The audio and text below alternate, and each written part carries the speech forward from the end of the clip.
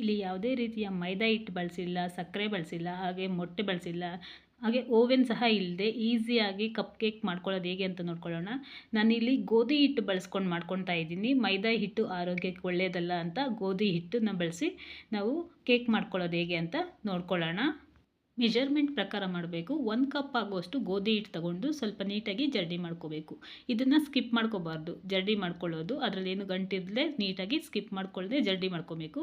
ಹಾಗೆ ಅರ್ಧ table spoon baking soda, ಅರ್ಧ ಟೇಬಲ್ ಸ್ಪೂನ್ ಬೇಕಿಂಗ್ ಪೌಡರ್ನ ಯೂಸ್ ಮಾಡಿ ಮತ್ತು ಇದನ್ನು ಸೇರಿ ಜರಡಿ ಮಾಡ್ಕೊಳ್ಳೋಣ. ಈಗ ಪೌಡರ್ಸ್ನೆಲ್ಲ ಸಪ್ರೇಟಾಗಿ ಸೈಡಲ್ಲಿ ಇಟ್ಕೊಳ್ಳೋಣ. ನಾನಿಲ್ಲಿ ಬ್ಲೆಂಡರ್ ಉಪಯೋಗಿಸ್ತಾ ಇಲ್ಲ, ಮಿಕ್ಸಿ ಜಾರ್ದಲ್ಲಿ ಹೇಗೆ ಮಾಡ್ಕೊಳ್ಳೋದು ಅಂತ ನೋಡ್ಕೊಳ್ಳೋಣ. 1 ಕಪ್ ಆಗೋಷ್ಟು ಮೊಸರಿಗೆ ಇಲ್ಲಿ ನಾನು ಅರ್ಧ ಟೇಬಲ್ ಸ್ಪೂನ್ ಆಗೋಷ್ಟು ವೆನಿಲಾ ಎಸೆನ್ಸ್ ಸೇರಿಸ್ಕೊಂಡಿದ್ದೀನಿ. ನಂತರ ಇಲ್ಲಿ 3/4 ಕಪ್ ಆಗೋಷ್ಟು ಬೆಲ್ಲದ ಪೌಡರ್ನ ಸೇರಿಸ್ಕೊಳ್ತಾ ಇದ್ದೀನಿ. ಈಗ ಸ್ವಲ್ಪನೇ ಆ್ಯಡ್ ಮಾಡಿಕೊಂಡು ನೀಟಾಗಿ ಗ್ರೈಂಡ್ ಮಾಡ್ಕೊಳ್ಳೋಣ. ಈ ರೀತಿ ಆಫ್ ಆ್ಯಂಡ್ ಆಫ್ ಮಾಡಿಕೊಂಡ್ರೆ ಈ ರೀತಿ ಬರುತ್ತೆ. ಈಗ ಉಳಿದಿರೋ ಬೆಲ್ಲನೂ ಸೇರಿಸ್ಕೊಂಡು ಮತ್ತೆ ಇದೇ ರೀತಿ ನಾವು ಗ್ರೈಂಡ್ ಮಾಡ್ಕೊತಾ ಇದ್ವಿ. ಒಂದು ವೇಳೆ ಬ್ಲೆಂಡರ್ ಮನೇಲಿದ್ದರೆ ಬ್ಲೆಂಡರ್ ಉಪಯೋಗಿಸ್ಕೊಂಡೆ ನೀಟಾಗಿ ಬೀಟ್ ಮಾಡ್ಕೋಬಹುದು. ಈ ರೀತಿ ರೆಡಿ ಆಗಿದೆ. ಇದಕ್ಕೆ ಒಂದು ಅರ್ಧ ಕಪ್ ಆಗೋಷ್ಟು ಎಣ್ಣೆ, ಅಡುಗೆ ಎಣ್ಣೆ ಅಥವಾ ಬೆಣ್ಣೆ ಇದ್ದರೆ ಮೆಲ್ಟ್ ಮಾಡಿ ಸೇರಿಸ್ಕೋಬಹುದು, ಆದರೆ ತುಪ್ಪ ಸೇರಿಸ್ಕೋಬಾರ್ದು. ನಂತರ ಇದನ್ನ ಗ್ರೈಂಡ್ ಮಾಡ್ಕೊಳ್ಳೋಣ. ಇದೇ ರೀತಿ ಸ್ವಲ್ಪ ಟೈಮ್ ಬಿಟ್ಟು ನಾವು ನೀಟಾಗಿ ಗ್ರೈಂಡ್ ಮಾಡಿಕೊಂಡ್ರೆ ಈ ರೀತಿ ನೀಟಾಗಿ ಇಲ್ಲಿ ರೆಡಿ ಆಗುತ್ತೆ ಬ್ಯಾಟರು. ನಾವು ಈ ರೀತಿ ಮಿಕ್ಸಿ ಉಪಯೋಗಿಸ್ದೆ ನಾವು ಬ್ಲೆಂಡರಲ್ಲೇ ಮಾಡ್ಕೊತೀರಿ ಅಂದರೆ ಒಂದು 10 ನಿಮಿಷ ನೀಟಾಗಿ ಚೆನ್ನಾಗಿ ಬೀಟ್ ಮಾಡ್ಕೋಬೇಕಾಗುತ್ತೆ.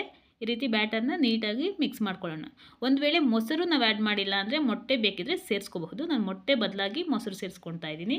ಈಗ ನಾವು ಜರಡಿ ಮಾಡಿ ಇಟ್ಕೊಂಡಿರೋ ಅಂಥ ಗೋಧಿ ಹಿಟ್ಟನ್ನ ಸೇರಿಸ್ಕೊಂಡು ನೀಟಾಗಿ ಒಂದೇ ರೊಟೇಷನಲ್ಲಿ ನೀಟಾಗಿ ಮಿಕ್ಸ್ ಮಾಡ್ಕೋಬೇಕು. ಈ ರೀತಿ ಮಿಕ್ಸ್ ಮಾಡ್ಕೊಳ್ಳೋಣ. ಇದನ್ನು ಅಷ್ಟೇ ಸ್ವಲ್ಪನೇ ಆ್ಯಡ್ ಮಾಡ್ಕೊಳ್ದೆ ನಾವು ಸೇರಿಸ್ಕೋಬೇಕಾಗುತ್ತೆ. ನಂತರ ಉಳಿದಿರೋ ಅಂಥ ಎಲ್ಲ ಪೌಡರ್ನು ಸೇರಿಸ್ಕೊಳ್ತಾ ಇದ್ದೀನಿ. ಈ ರೀತಿ ಪೌಡರ್ನ ಸೇರಿಸ್ಕೊಂಡು ಕಟ್ ಆ್ಯಂಡ್ ಫೋಲ್ಡ್ ಮೆಥಡಲ್ಲಿ ನಾವು ಇದನ್ನು ಮಿಕ್ಸ್ ಮಾಡ್ಕೋಬೇಕು. ಇದನ್ನು ಗೋಧಿ ಹಿಟ್ಟನ್ನು ಮಿಕ್ಸಿಗೆ ಹಾಕಿ ಗ್ರೈಂಡ್ ಮಾಡಬಾರ್ದು. ಆ ರೀತಿ ಮಾಡಿದರೆ ಅದು ಚೆನ್ನಾಗಿ ಬರಲ್ಲ. ಇದನ್ನು ಕೈಯಲ್ಲಿ ನೀಟಾಗಿ ಮಿಕ್ಸ್ ಮಾಡ್ಕೋಬೇಕು. ಈ ರೀತಿ ಕಟ್ ಆ್ಯಂಡ್ ಫೋಲ್ಡ್ ಮೆಥಡಲ್ಲಿ ಮಾಡಿದ್ರೆ ನೀಟಾಗಿ ಬರುತ್ತೆ, ಸಾಫ್ಟಾಗಿ ಬರುತ್ತೆ. ಇಲ್ಲಿ ನೋಡ್ತಾ ಇದ್ರಲ್ಲ ತುಂಬ ನೊರೆ ಆಗಿದೆ. ಈ ರೀತಿ ಇರಬೇಕು ಬ್ಯಾಟರು. ಆಗಲೇ ನಾನು ಹೇಳ್ದಾಗೆ ನಾವು ಮೊಸರು ಬದಲು ಮೊಟ್ಟೆ ಉಪಯೋಗಿಸ್ಕೊತೀರಿ. ಮೊಟ್ಟೆ ತಿನ್ನೋರಾದರೆ ಅದಕ್ಕೆ 1-2 ಮೊಟ್ಟೆ ಬೀಟ್ ಮಾಡಿ ಸೇರಿಸ್ಕೋಬಹುದು. ಈಗ ಇದಕ್ಕೆ 1/4 ಕಪ್ ಆಗೋಷ್ಟು ಹಾಲು ಸೇರಿಸ್ಕೊಳ್ತಾ ಇದ್ದೀನಿ. ಅದನ್ನು ಸ್ವಲ್ಪ ಸೇರಿಸ್ಕೊಂಡು ನೀಟಾಗಿ ಮಿಕ್ಸ್ ಮಾಡ್ಕೊಳ್ಳೋಣ. 1-2 ಬಾರಿ ಸೇರಿಸ್ಕೊಂಡು ನೀಟಾಗಿ ಈ ರೀತಿ ಮಿಕ್ಸ್ ಮಾಡ್ಕೊಳ್ತಾ ಇದ್ದೀನಿ. ಈಗ ಉಳಿದಿರೋ ಅಂಥ ಹಾಲನ್ನು ಇದೇ ರೀತಿ ಸೇರಿಸ್ಕೊಳ್ತಾ ಇದ್ದೀನಿ. 1/4 ಕಪ್ ಸೇರಿಸ್ಕೊಂಡ್ರೆ ಸಾಕಾಗುತ್ತೆ. ನಾವು ಬ್ಯಾಟರ್ ನೋಡಿಕೊಂಡು ಅದ್ರ ಕನ್ಸಿಸ್ಟೆನ್ಸಿ ಪ್ರಕಾರ ಈ ರೀತಿ ನೀಟಾಗಿ ಡ್ರಾಪ್ ಆಗಬೇಕು. ಆ ರೀತಿ ಬ್ಯಾಟರ್ನ ರೆಡಿ ಮಾಡ್ಕೊಳ್ಳೋಣ. ಇದಕ್ಕೆ ಬೇಕಿದ್ದರೆ ಈಗ ನಾವು ನಟ್ಸು ಅಥವಾ ಡ್ರೈ ಫ್ರೂಟ್ಸು ಏನಾದರೂ ಆ್ಯಡ್ ಮಾಡ್ಕೋಬಹುದು. ಈಗ ಬ್ಯಾಟರ್ ಪಕ್ಕದಲ್ಲಿ ಇಟ್ಬಿಟ್ಟು ಒಂದು ಸ್ಟವ್ ಮೇಲೆ ಕುಕ್ಕರಲ್ಲಿ ಇಟ್ಕೊಂಡು ಮಾಡ್ಕೊತಾ ಇದ್ದೀನಿ. ಇದಕ್ಕೆ ಒಂದು ಸ್ಟ್ಯಾಂಡ್ ಹಾಕಿ ನಾವು ಲಿಡ್ ಕ್ಲೋಸ್ ಮಾಡಿ ಇದಕ್ಕೆ ಗ್ಯಾಸ್ ಕಟ್ಟು ಅಥವಾ ವಿಜಿಲ್ ಏನನ್ನೂ ಸೇರಿಸ್ಕೊಳ್ದೆ ಒಂದು 10 ನಿಮಿಷ ಪ್ರೀ ಹೀಟ್ ಮಾಡ್ಕೊಳ್ಳೋಣ. ಪಕ್ಕದಲ್ಲಿ ನಾನಿಲ್ಲಿ ಕಪ್ ಕೇಕ್ಸ್ ಮಾಡ್ಕೊತಾ ಇರೋದ್ರಿಂದ ಕೆಳಗಡೆ ಸ್ವಲ್ಪ ತುಪ್ಪನ ಸ್ಪ್ರೆಡ್ ಮಾಡ್ಕೊತಾ ಇದ್ದೀನಿ. ಈ ರೀತಿ ತುಪ್ಪ ನೀಟಾಗಿ ಸ್ಪ್ರೆಡ್ ಮಾಡಿಕೊಂಡು ಇದ್ರ ಮೇಲೆ ನಾನು ಬಟರ್ ಪೇಪರ್ನ ಕಟ್ ಮಾಡಿ ಸೇರಿಸ್ಕೊತಾ ಇದ್ದೀನಿ. ನಮ್ಮಲ್ಲಿ ಬಟರ್ ಪೇಪರ್ ಇಲ್ಲ ಅಂದರೆ ನಾವು ಮೇಲೇ ಸ್ವಲ್ಪ ಗೋಧಿ ಹಿಟ್ಟನ್ನೇ ಸ್ಪ್ರಿಂಕಲ್ ಮಾಡಿಕೊಂಡು ಸುತ್ತ ಸ್ಪ್ರೆಡ್ ಮಾಡಿಕೊಂಡ್ರೆ ಸರಿ ಹೋಗುತ್ತೆ. ನಾನಿಲ್ಲಿ ಬಟರ್ ಪೇಪರ್ನ ಸೇರಿಸ್ಕೊಂಡು ನಾವು ಮಾಡಿಟ್ಕೊಂಡಿರೋಂಥ ಬ್ಯಾಟರ್ನ ಸ್ವಲ್ಪನೇ ಸೇರಿಸ್ಕೊತಾ ಇದ್ದೀನಿ.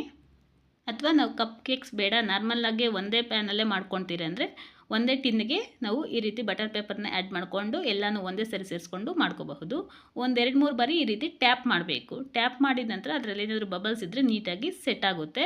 ಮೇಲೆ ಸ್ವಲ್ಪ ಡ್ರೈ ಫ್ರೂಟ್ಸ್ನ ಆ್ಯಡ್ ಮಾಡ್ಕೊತಾ ಇದ್ದೀನಿ. ಈಗ ಇದು ಪ್ರೀ ಹೀಟ್ ಆಗಿದೆ. ಪ್ಲೇಟ್ ಇಟ್ಕೊಂಡಿದ್ದೀನಿ ಅದ್ರ ಮೇಲೆ, ಸ್ಟ್ಯಾಂಡ್ ಮೇಲೆ ನಾವು ಮಾಡಿಟ್ಕೊಂಡಿರೋಂಥ ಬೌಲನ್ನು ಸೇರಿಸ್ಕೊಳ್ಳೋಣ. ಕುಕ್ಕರಲ್ಲಿ ಇಲ್ಲಿ 3 ಬೌಲ್ ಹಿಡಿತಾ ಇದೆ, ಅಷ್ಟು ಸೇರಿಸ್ಕೊತಾ ಇದ್ದೀನಿ. ನಂತರ ಇದನ್ನೇ ಲಿಡ್ ಕ್ಲೋಸ್ ಮಾಡ್ಕೊಳ್ಳೋಣ. ಇಲ್ಲಿ ನೋಡ್ತಾ ಇದ್ದೀರಾ ನಾನು ಗ್ಯಾಸ್ ಕಟ್ ಸೇರಿಸಿಲ್ಲ, ಹಾಗೆ ಮೇಲೆ ವಿಜಿಲನ್ನು ಹಾಕ್ತಾ ಇಲ್ಲ. ಹಾಗೆ ಲೋ ಫ್ಲೇಮಲ್ಲಿ ಇಟ್ಕೊಂಡು ಒಂದು 10 ನಿಮಿಷ ಬೇಯಿಸ್ಕೊಂಡ್ರೆ ಸಾಕಾಗುತ್ತೆ. ಇಲ್ಲಿ ಕಪ್ ಕೇಕ್ಸ್ ಆಗಿರೋದ್ರಿಂದ ಒಂದು 10 ನಿಮಿಷ ನೀಟಾಗಿ ಬೇಯಿಸ್ಕೊಳ್ಳೋಣ. ಲೋ ಫ್ಲೇಮಲ್ಲಿ ಬೇಯಿಸ್ಕೋಬೇಕು. ಈ ರೀತಿ ರೆಡಿ ಆಗಿದೆ. ನಂತರ ಸ್ವಲ್ಪ ತಣ್ಣಗಾದ ನಂತರ ತೆಗೆದು ನೋಡಿದ್ರೆ ಈಗ ಇದನ್ನು ಡಿಮೋಲ್ಡ್ ಮಾಡಿದರೆ ನೀಟಾಗಿ ಓಪನ್ ಆಗುತ್ತೆ. ನಾವು ಬಟರ್ ಪೇಪರ್ನ ನೀಟಾಗಿ ರಿಮೂವ್ ಮಾಡ್ಕೋಬಹುದು. ಇಲ್ಲಿ ನೋಡ್ತಾ ಇದ್ರಲ್ಲ ತುಂಬ ಸ್ಪಾಂಜಿಯಾಗಿ ಈ ರೀತಿ ಕಪ್ ಕೇಕ್ ರೆಡಿ ಆಗಿದೆ. ಮೇಲೇನು ಡೆಕೋರೇಷನ್ಗೆ ನಾವು ಯಾವ ರೀತಿ ಬೇಕೋ ಆ ರೀತಿ ಡ್ರೈ ಫ್ರೂಟ್ಸು ಅಥವಾ ವಾಲ್ನಟ್ಸು ಆ ಥರ ಏನಾದರೂ ಸೇರಿಸ್ಕೋಬಹುದು. Thank you for watching.